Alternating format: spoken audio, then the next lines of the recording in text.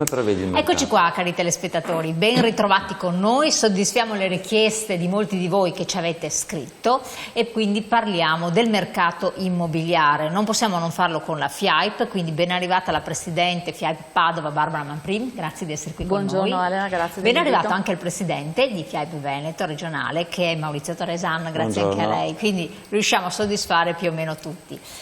Allora, voi ci avete chiesto più volte, giustamente non potete chiamare un'agenzia e fare queste domande così generiche perché l'agenzia si occupa del suo territorio, quindi forse sì, è vero, è più FIAIP che ha anche un osservatorio, fa delle ricerche, è sul territorio che può rispondere ai vostri interrogativi. Io li giro subito ai nostri esperti. Presidente, domandona. Comprare, vendere casa in questo momento per tanti è un grande punto di domanda. C'è chi ha ricevuto in eredità, faccio riferimento ad un paio di mail, un appartamento dal genitore, dal nonno eccetera, l'ha tenuto lì, lo metto in affitto, non lo do in affitto, è meglio che me ne liberi, un buon periodo per vendere, oppure insomma tutto quello che riguarda i movimenti del mercato. Forte anche tra l'altro della recente indagine che avete fatto, perché avete fatto questo con l'osservatorio, il punto dei valori, e anche tanti si chiedono dove conviene di più sostanzialmente. Io dopo girerò anche al Presidente così un'occhiatina anche al Veneto, visto già che ci siamo e tutti ci seguono da Padova ma anche dal Veneto. Quale città butta meglio? Anche Prego. perché il Presidente segue una zona di Padova ben precisa, quindi... Che è? Possiamo dirlo? La zona Arcella. Ecco, perfetto. E con questo rispondiamo all'altro quesito che molti ci hanno posto. Mettendo in zona rossa alcune aree, alcuni territori, la zona Arcella, perfetto, è una di queste, non è che l'immobile mi si svaluta, l'immobile anzi, nella fattispecie era ereditato dai genitori, è meglio che me ne liberi subito, dopo risponde anche a questo, quindi così soddisfiamo tutti quanti voi. Prego, Presidente. Allora, innanzitutto per quanto riguarda il momento, sicuramente è un buon momento per acquistare. Teniamo conto che nell'ultimo anno e mezzo c'è stata comunque una continua diminuzione dei tassi da parte della BCE, quindi il mercato e i tassi si sono abbassati notevolmente. Se c'era stato quel momento un po' di incertezza perché si aveva paura di stipulare un finanziamento, un mutuo, imbarcarsi in chissà che cosa. Oggi sicuramente è il momento di acquistare, quindi i tassi sono molto vantaggiosi in questo momento. Per quanto riguarda acquistare, vendere, Elena, ogni situazione è una situazione a sé stante, quindi a sé stante, assolutamente, quindi ogni zona è una zona e quindi c'è da dire che in questo momento ciò che noi agenti fatichiamo è nell'acquisizione, non c'è molta disponibilità nel mercato, per cui sì, è vero, c'è un momento di incertezza, probabilmente tante persone, immobili a disposizione ce ne sono molti, è un momento in cui alcune persone probabilmente non sanno se tenersi l'immobile, venderlo. Allora, per quanto riguarda il discorso di vendita, sicuramente tenere un immobile chiuso, e qui si apre un altro, un altro file, Elena, nel senso che comunque ci sono molti immobili chiusi. Tenere un immobile chiuso, non locato, e questo porta all'immobile, al deperimento dell'immobile, non è mai una buona cosa. Per cui consiglio che noi sicuramente possiamo dare è rivolgersi a un agente immobiliare, un buon agente immobiliare, possibilmente FIAIP ovviamente, e magari studiare assieme all'agente immobiliare quali sono le mosse da poter fare per il proprio immobile, se venderlo, locarlo, metterlo a reddito, perché sicuramente anche gli affitti, essendo che si sono innalzati molto negli ultimi anni, adesso, assolutamente, sicuramente danno un buon rendimento. Bisogna analizzare situazione per situazione assieme, al cliente che si ha a disposizione. Quindi far valutare secondo anche dove si trova quindi l'immobile, quindi non è detto che in qualsiasi luogo è un buon affare. Allora, in questo momento se si acquisisce, ed è un po' il discorso che noi abbiamo fatto spesso nelle nostre trasmissioni, acquisendo l'immobile al giusto prezzo, al corretto prezzo, e affidandosi a un agente immobiliare che faccia la giusta valutazione, si mette nel mercato un immobile al giusto prezzo, al corretto prezzo di mercato, e sicuramente, voglio dire, l'immobile viene venduto anche in tempi brevi. Ecco, questo è importante. Ci sono, voi l'avete estrapolato anche dall'osservatorio di cui abbiamo parlato tempo addietro, che ci sono zone dove l'immobile a parità di metratura, di distanza eccetera vale di più e altre invece vale di meno, ma ci sono delle discrepanze rilevanti. Perché questo? Questo è quello che i telespettatori proprio non riescono a raccapacitarsi. Beh, ma questo è dato al mercato in qualsiasi città, cioè la periferia per forza di cose. Anche se adesso è più ambita. Anche se adesso è proibita? È proibita. No, allora. Ambita, scusa. Sì, allora, la periferia ovviamente ha dei prezzi inferiori di un centro storico di una città dove ci sono dei valori diversi. Poi l'investimento va bene ovunque, dipende anche la necessità, la mia richiesta qual è? Devo viverlo, l'appartamento, voglio investirlo perché mi dia del reddito, quindi anche questo determina la scelta, quindi se dovrò fare un investimento a reddito magari potrò optare magari per la periferia dove costa meno e realizzo comunque dei buoni canoni di locazione piuttosto che un centro storico dove con un canone di locazione un po' più alto vado a pagare molto di più un immobile. Dipende un pochino, ma è normale che in tutte le città ci siano delle zone che costino meno piuttosto che altre, dovute anche ai servizi, sicuramente. Certo, nella fattispecie, questo è Padova, però riguarda entrambi, per cui la giro a lei la domanda, dopo lo stesso anche alla Presidente. Facciamo il caso di Padova, e questo mi rifaccio anche a un'istanza di un telespettatore.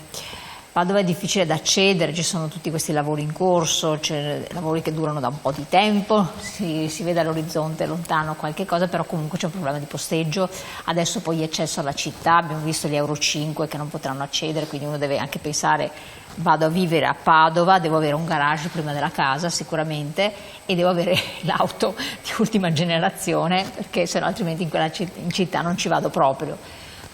È ancora appetibile il centro, premesso di questa situazione qui, ma questo vale anche per tante altre realtà.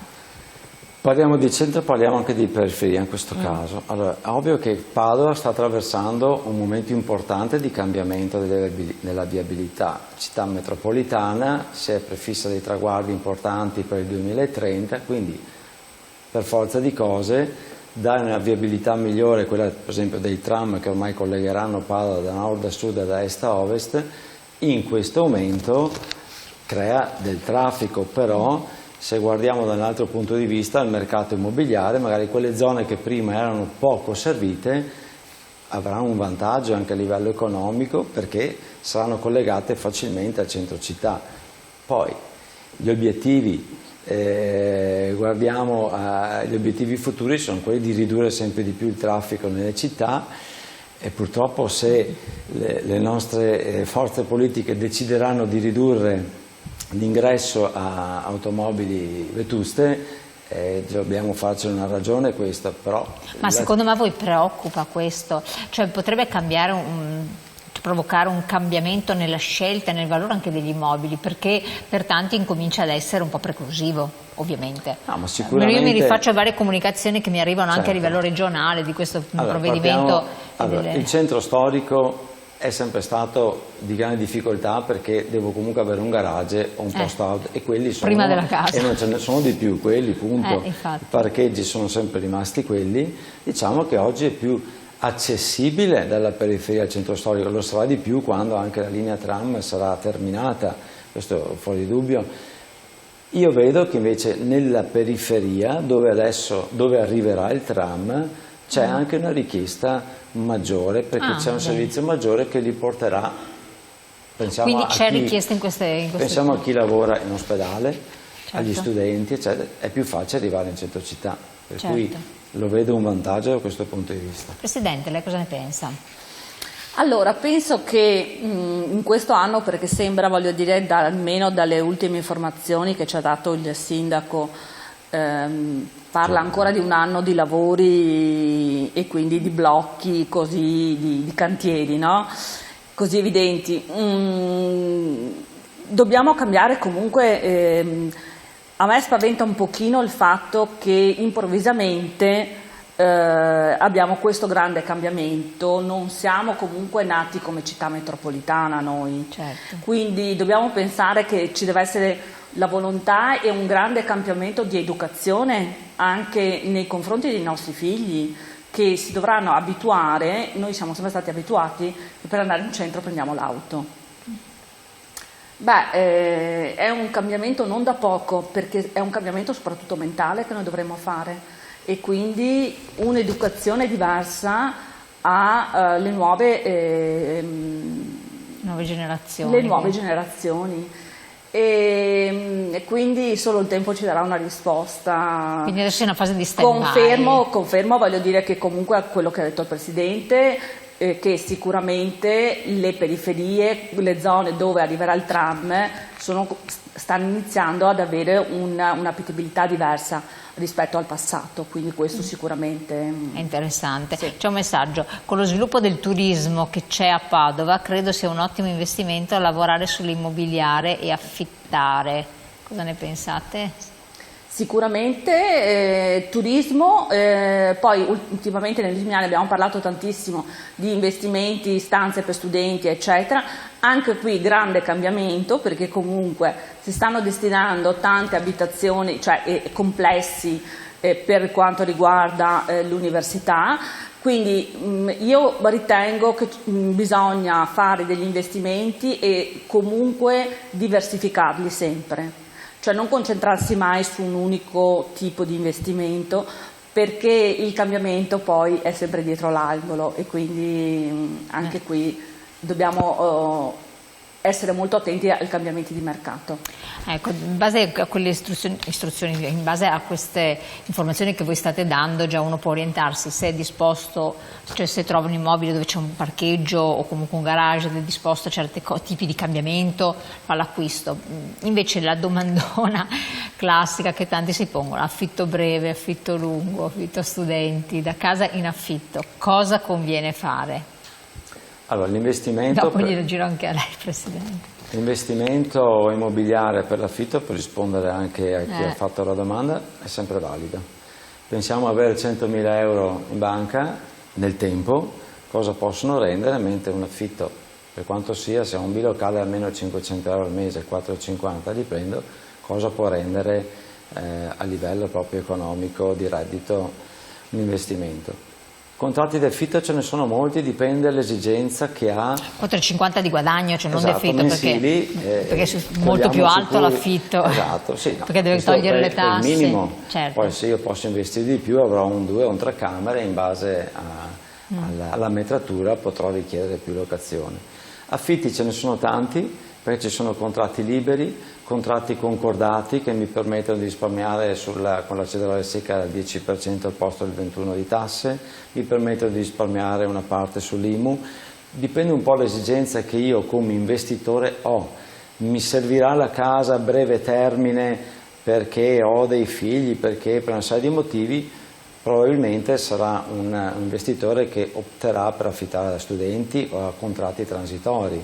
Certo. Sono una persona di cui so già che non avrò bisogno, ma è un arrotondare la pensione, è un investire i miei soldi e mettere sicuro i miei soldi, affitterò una famiglia che mi rimarrà più a lungo termine nell'appartamento. Comunque nella storia credo che l'investimento sull'immobile abbia sempre vinto. Ecco la rispostona, quella alla domanda delle domande che non avevo il coraggio di fare, ma che tanti continuano a farci. Cosa faccio? Mi butto sull'oro, che poi adesso costa tantissimo, resto sugli immobili in questo momento qui. L'immobiliare, secondo i nostri esperti, conviene ancora. Ne parliamo ancora, adesso diamo anche la medesima domanda, la faccio anche alla Presidente, con dei risvolti che possono essere interessanti, subito dopo la pubblicità.